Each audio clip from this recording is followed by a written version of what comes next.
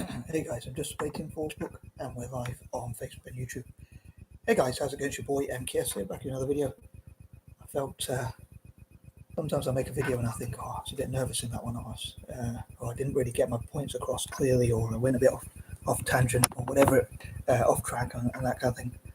So I didn't feel too good about my last video, although some of the points I covered I think were good points, even if I do say so myself.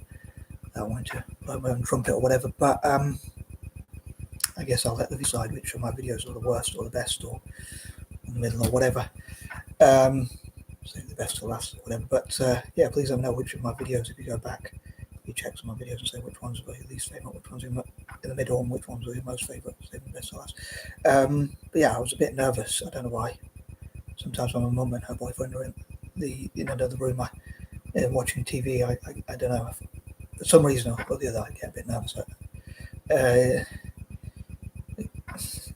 I think in the past as well, like I used to I struggled to say something in front of someone. Even today, I still do, in case they think my ideas are bonkers or whatever. I care too much what they think about my ideas. Or I think that's what my cousin used to say to me. One of my cousins, who I was talking about in part 2, said, "You care too much what people think about you. You seek approval and that kind of thing." I'm not sure if he just meant generally. Like one of my sisters said to me, "What he has a funny way of explaining things," and what he meant was your ideas and all that kind of. If you feel people don't like your ideas, but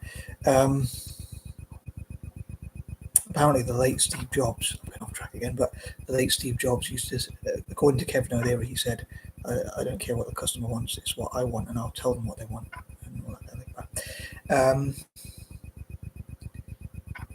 But on the subject, because I was thinking about, I think some of his ancestry was Arabic, he was adopted or whatever, but Syrian or whatever, Persian or whatever it is, that's Iranian. Anyway,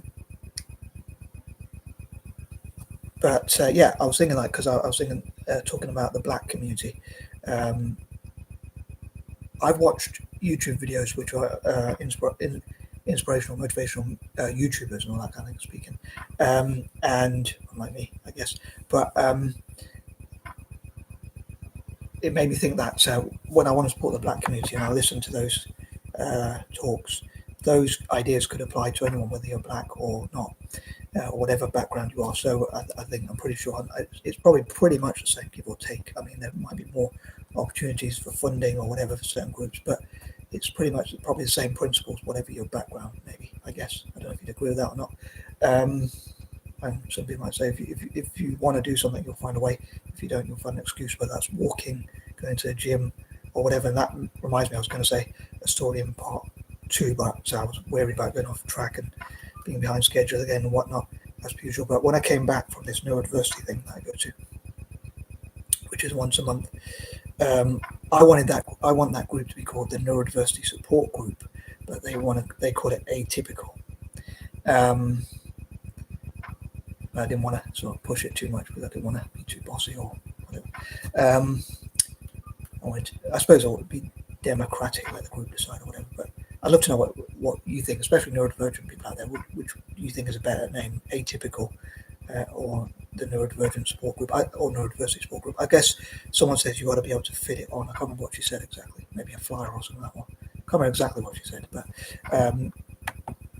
but yeah, when I came back from after I went to the pub and had a Coke because I don't drink alcohol and all that kind of thing, I went past the gym and I felt a bit guilty because I wanted to talk to my mate Steve, but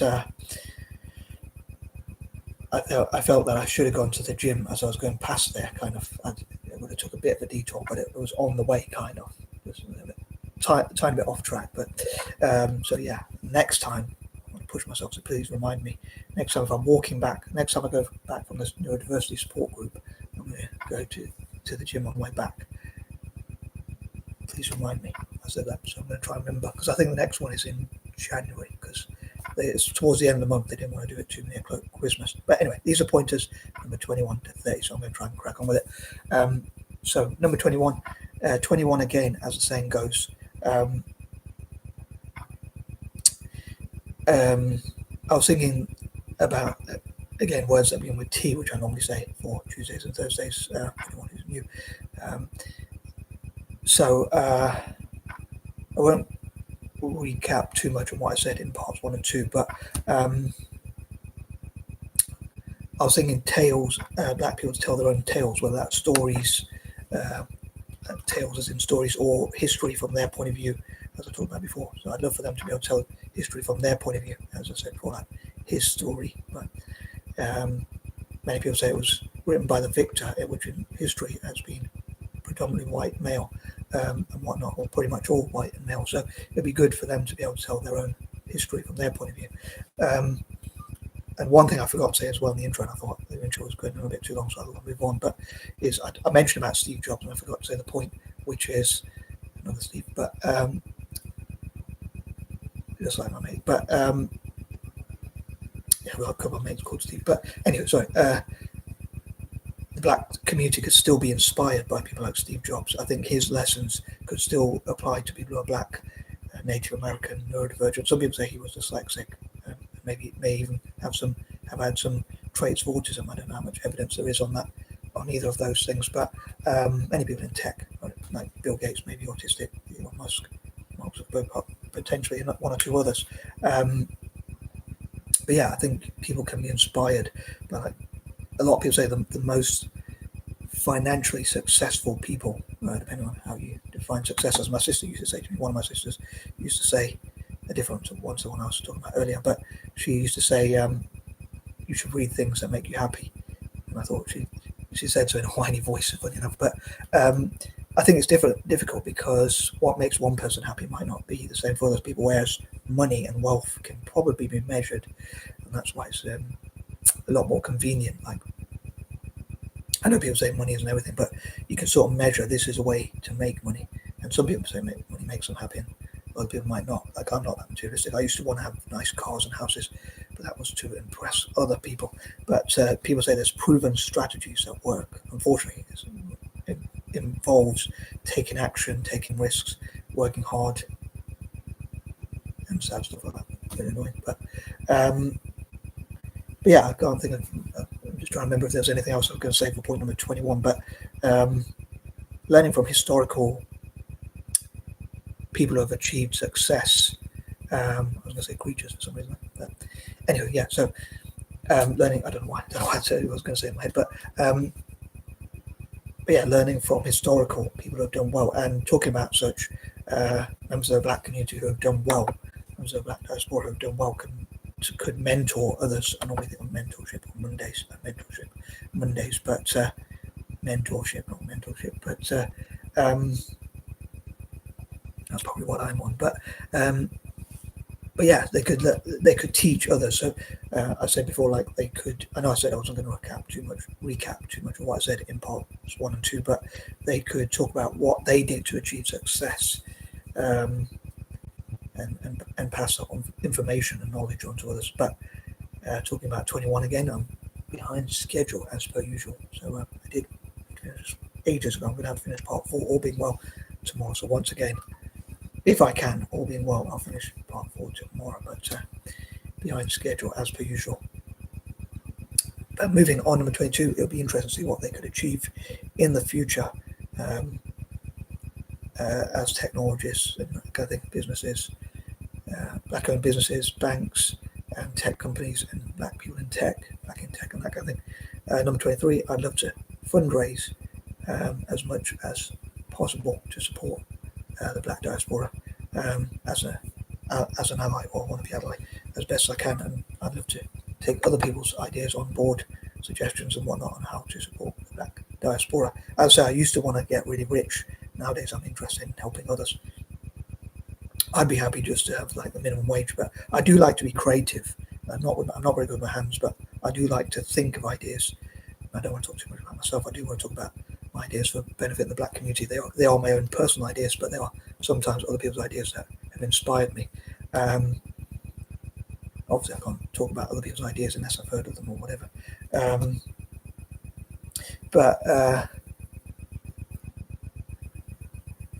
Yeah, I love to be creative, so that's my problem with it. If I had a job, like, it would be, I guess sometimes you've got to pay the bills, obviously, but I wouldn't really want to have a job because I feel it's not very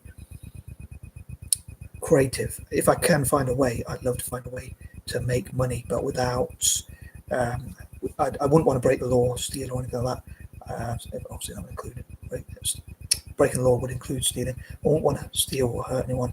I wouldn't want to do. Sorry, yeah, I wouldn't want to do anything illegal, including stealing. I wouldn't want to be on benefits if I could help it, and I wouldn't want a job either, a JOB. Sorry, I didn't mean to say my things up there if it looked like I was doing that. But yeah, I wouldn't want to do. Not that I look down on anyone who has a JOB. I think of it like if I go to a toilet and it's clean, it's because someone who is a toilet cleaner has cleaned that place. I don't think that's the alternative, but so yeah, I don't look down on anyone. Not that I can. I'm a bit. I don't know if I can say this, but I'm going to say anyway. I'm a bit of a tosser myself. I'm a bit of a twit and a TWAT myself. So I'm not in a position to look down on anyone. I certainly like to encourage people not to break the law, and I love for people to think they have the option that maybe they can run businesses and can be empowered, especially as I mentioned before, with the economy being the way it is. Like, I think safe, secure jobs, unfortunately, are probably not as guaranteed as they are. But I mean, maybe on the plus side of that, it's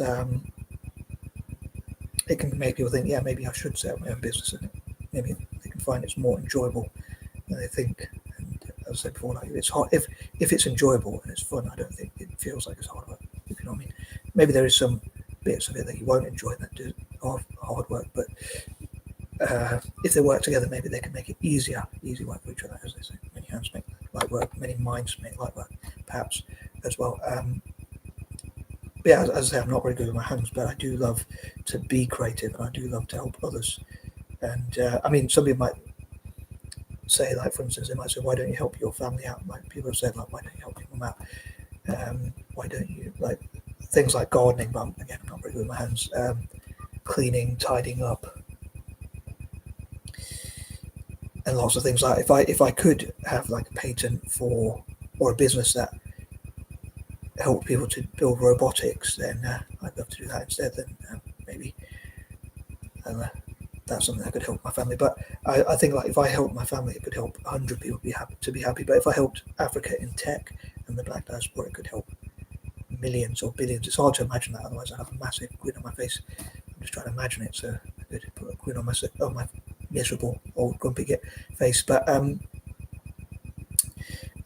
another thing is I was thinking of is like I want to set up M.K.S Enterprises. Now M.K.S Enterprises, like someone said, what's a business you could do? And I was saying, like, I love to do stuff that helps other people, and they said you've got to help yourself first. But I'd love to set up M.K.S Enterprises, which would help people in developing nations, what I call the six, and that kind of thing. Maybe even POC around the world, people of colour, and others, especially in developing nations.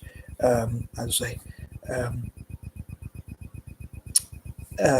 maybe in the future I'd love to register it in South Africa because they went through apartheid and that kind of thing. And yeah, I suppose I'm overcomplicating it because part of me wants to register the idea M.K.S Enterprises in all developing nations, but I suppose that's overcomplicating the process. But maybe if there's a way to do that.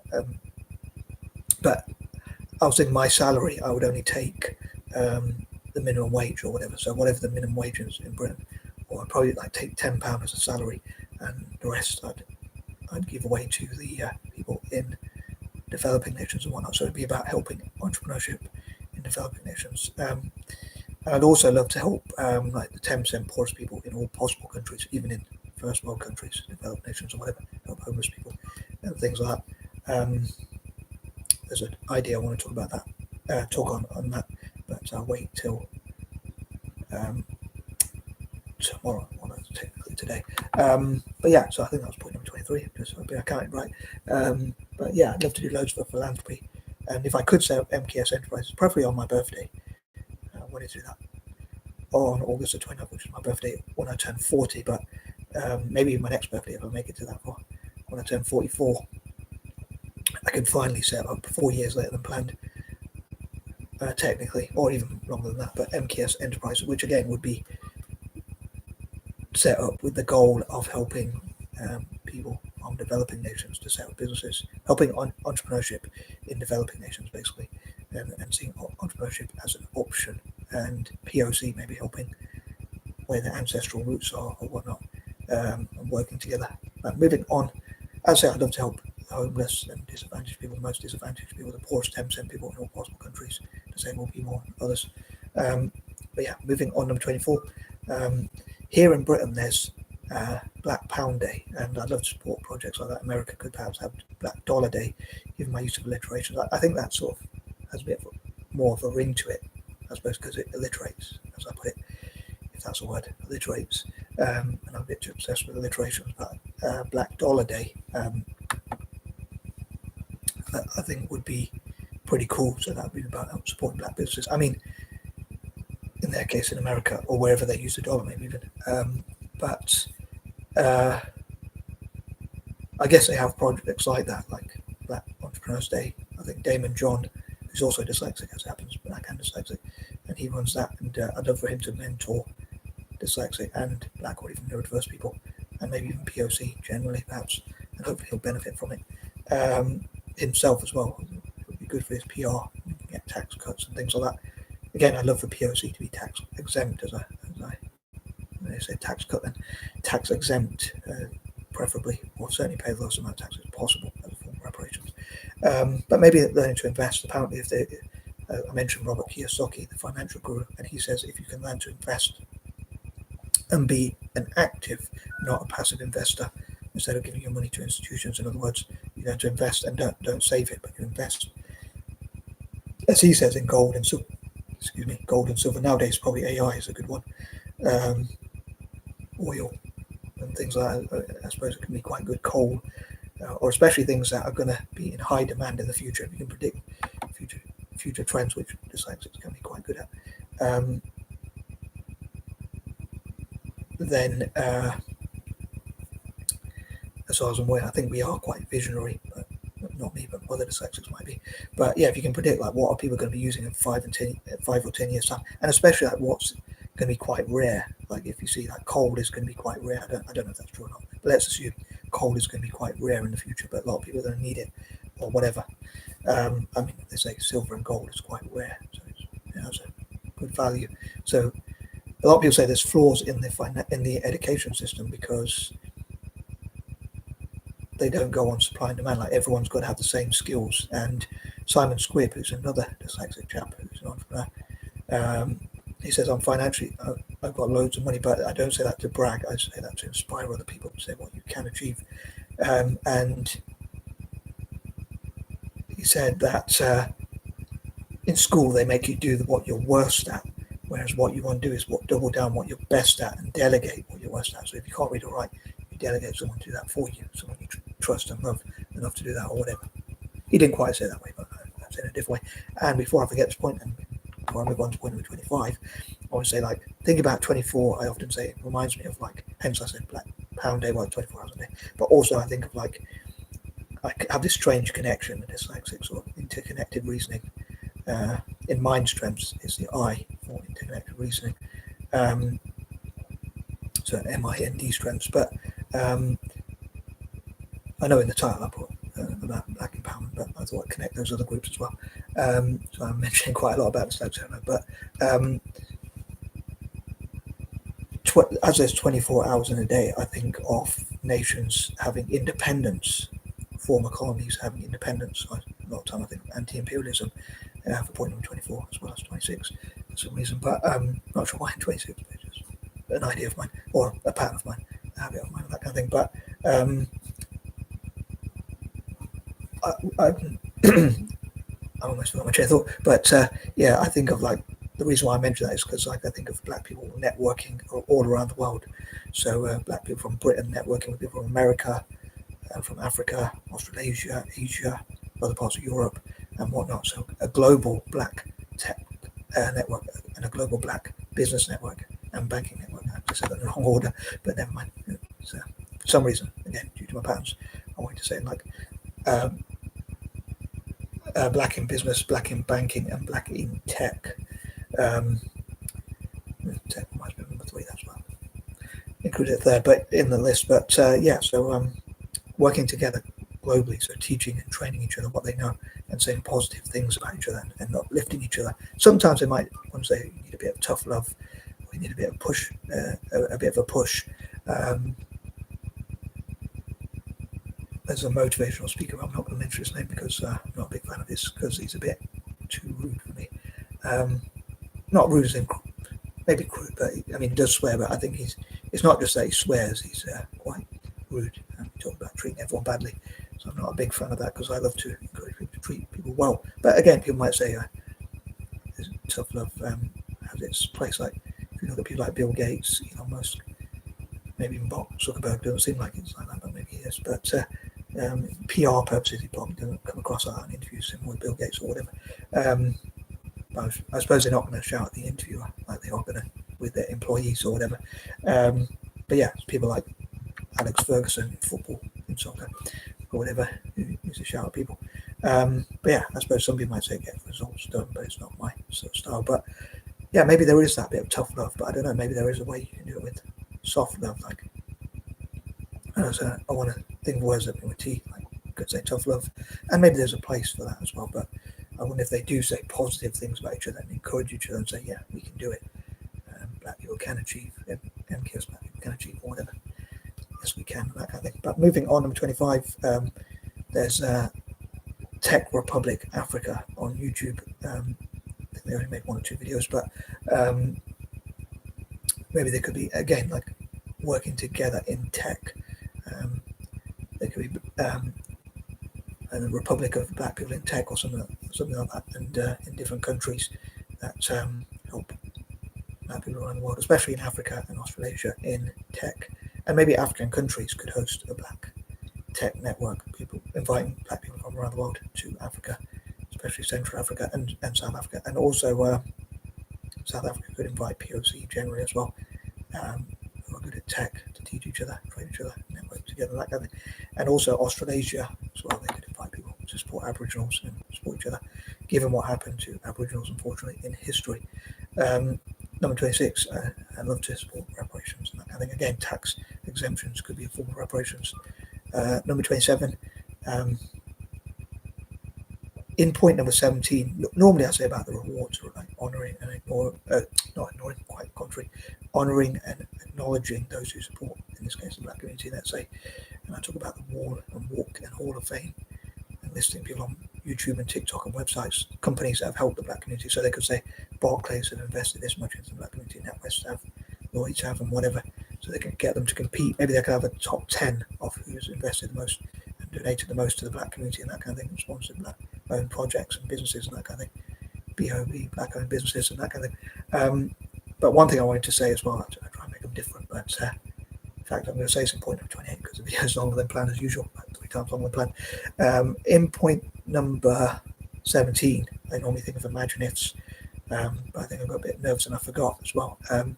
It would have been quite fitting to say in point number 27 because 7 ended 7, but I talked like about, I suppose I could have said about like imagining, as I said before, like imagining and repeating the point about in point number 7, funny enough, which is imagining if by working together they can run business in an easy way, in easy mode, and make life easier through AI, apps, robotics, and networking together and investing together.